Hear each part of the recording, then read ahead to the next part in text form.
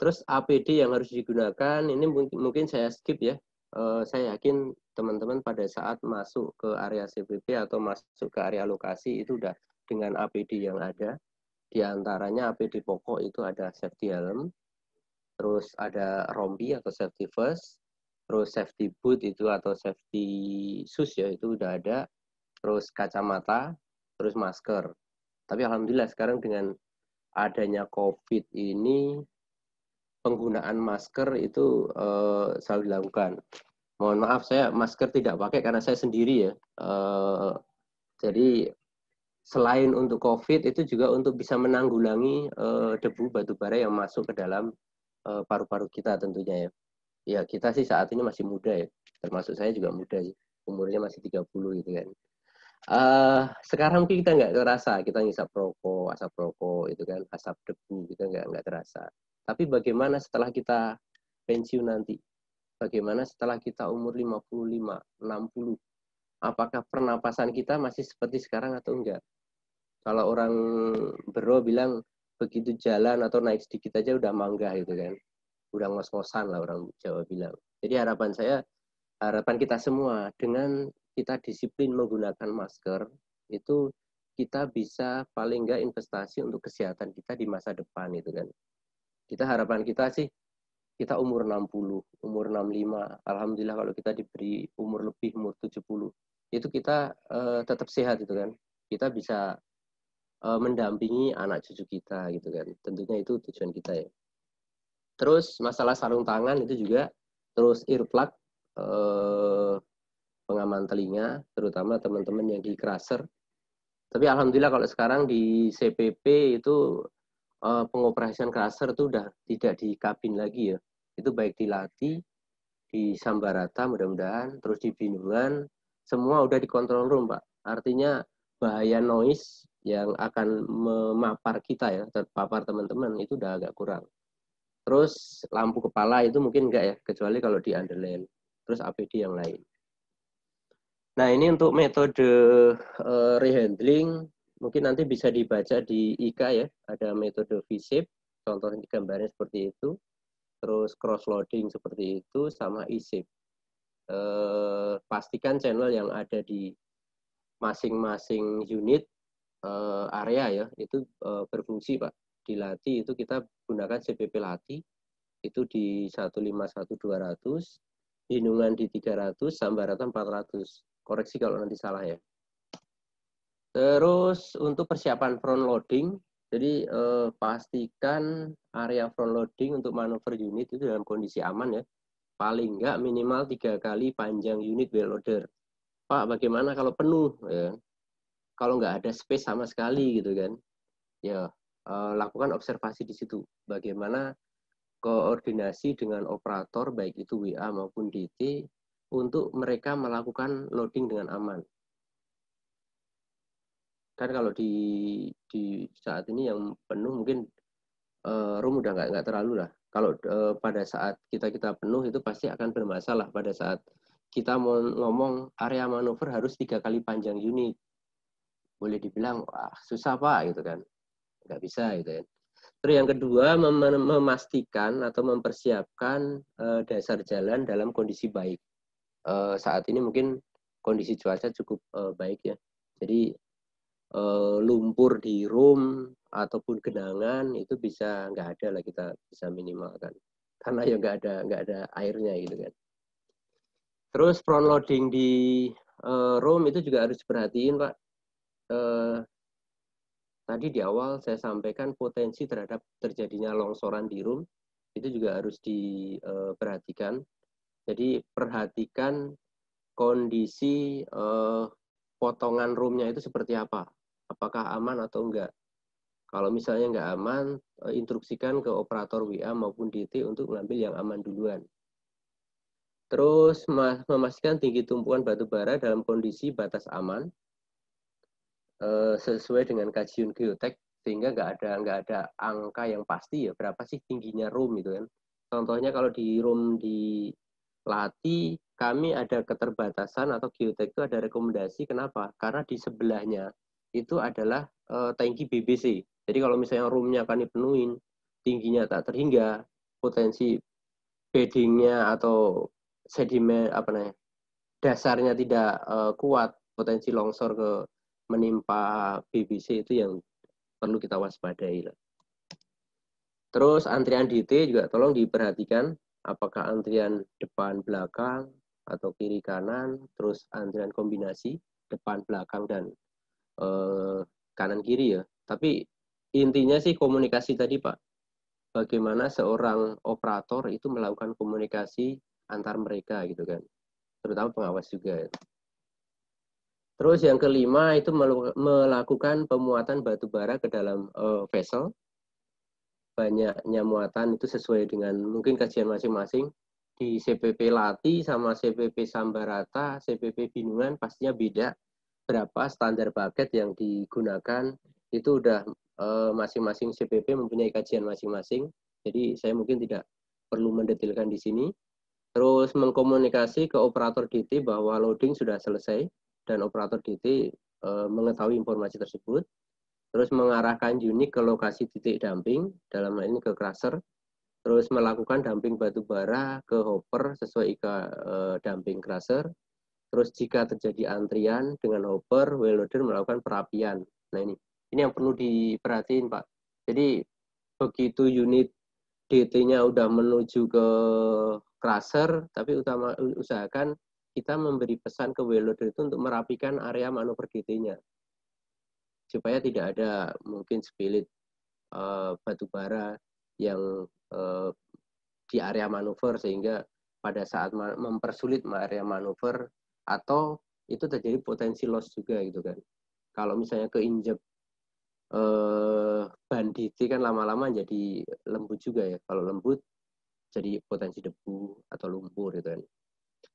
Terus semua unit standby di channel yang sama yaitu di CPP yang tadi sudah saya sebutkan di depan. Terus jumlah relasi tolong dilaporkan, tonase, kualitas landing itu akan dilaporkan ke pengawas. Setelah aktivitas landing, tolong merapikan area tumpukan sama melaporkan ke pengawas bahwa kegiatan landing itu sudah disampaikan. Kalau teman-teman pengawas atau operator itu biasanya melakukan tally, jadi berapa unit DT yang masuk ke crusher tersebut dikalikan dengan tonase rata-rata yang ada, itu dapatlah tonase rehandling. Sehingga productivity per jamnya itu bisa ketahuan. Nah ini aktivitas crushing ya. Jadi kita itu ada IKA cool crushing. Meskipun saat ini IKA cool crushing itu digunakan di semua set itu menggunakan IKA yang sama, meskipun pada dasarnya masing-masing crusher itu beda. Terus APD yang digunakan tadi udah saya sebutkan di depan, poinnya forecast, terus komunikasi, P2H unit, lampu traffic itu udah aman, area dumping, area kuncuran, terus komunikasi dengan sampler ya, sampling itu udah aman ya. Jadi kata kunci crusher di situ adalah P2H udah dilakukan, terus traffic juga udah semua ya. Artinya komunikasi termasuk dengan tim mekanik maupun tim elektrik itu udah dilakukan. Terus di sini yang tadi Pak ya, di CPP itu kita ada dua parameter yang harus kita jaga. Pertama di pertama di quantity atau ini yang kedua di quality. Nah, quality kalau di sini yang boleh terjemahan bebas saya, kualitas batu bara itu adalah tingkat baiknya buruknya batu bara. Kualitas dapat dengan melakukan uji lab.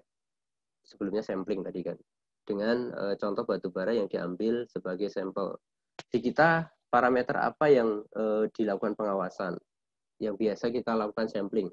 Total moisture, abu, total sulfur, kalori, sodium, sama AFT. Tapi biasanya kalau untuk yang sesuatu yang bisa dikontrol secara visual, kalau saya itu adalah pertama masalah kandungan air, total moisture. Yang kedua itu kandungan abu. Kalau kandungan sulfur mungkin yang dulu ex geologi masih ingat, kalau piritiknya itu banyak berarti sulfurnya tinggi. Itu tapi secara visual agak-agak susah.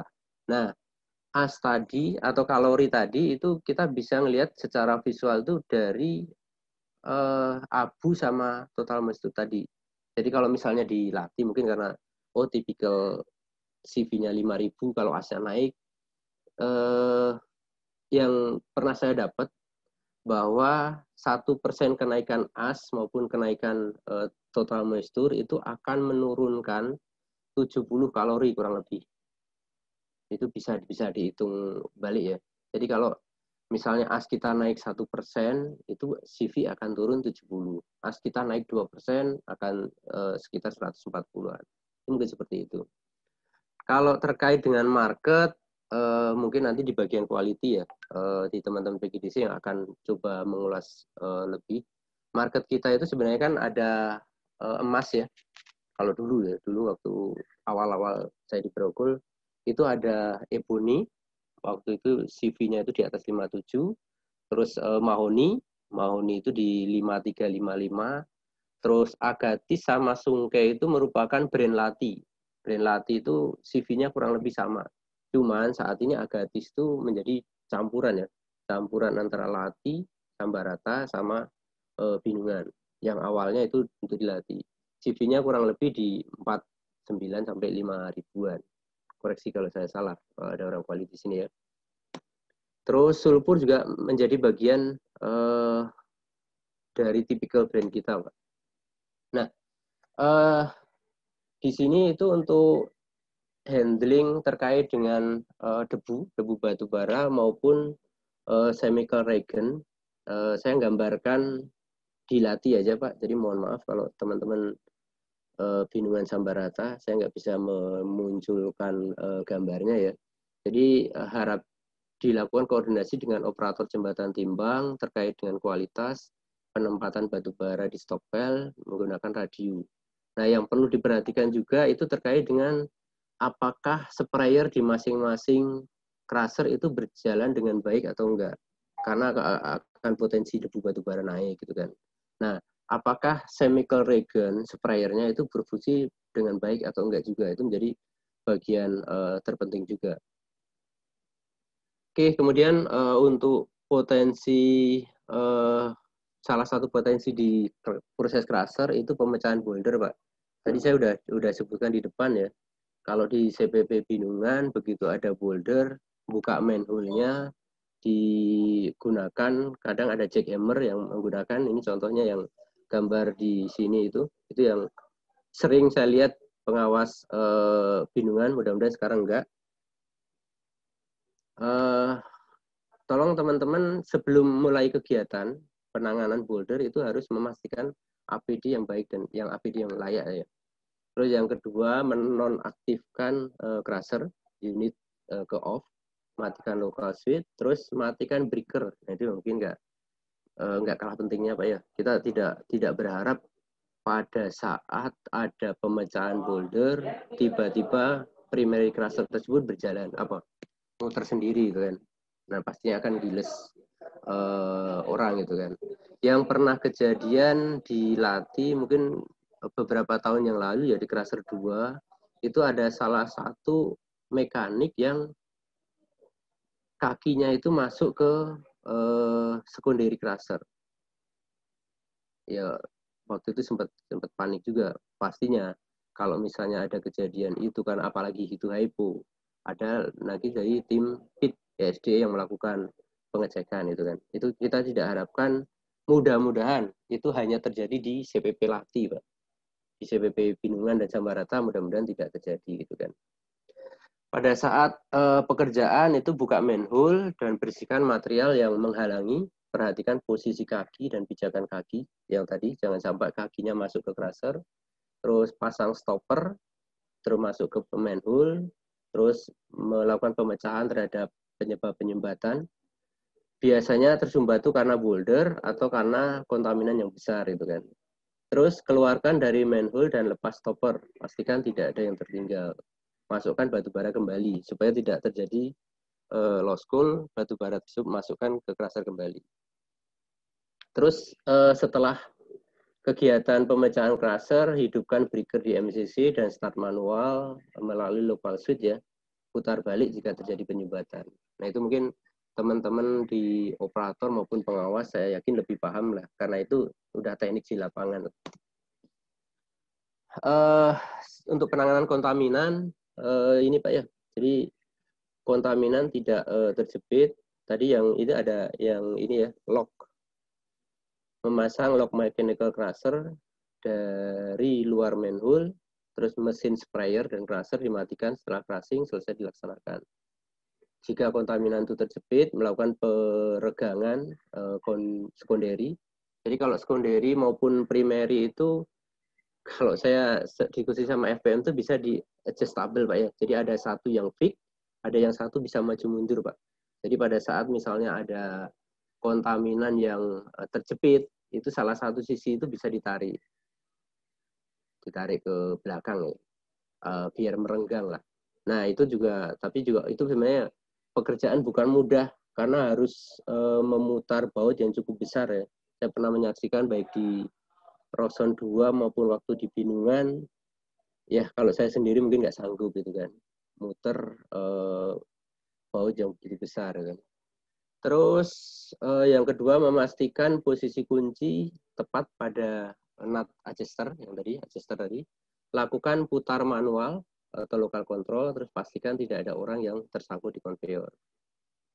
Jika kontaminan terjepit, itu pasang mechanical lock, lakukan pemotongan tadi ya, terus melakukan peregangan hampir sama, terus memastikan posisi kunci nut adjuster.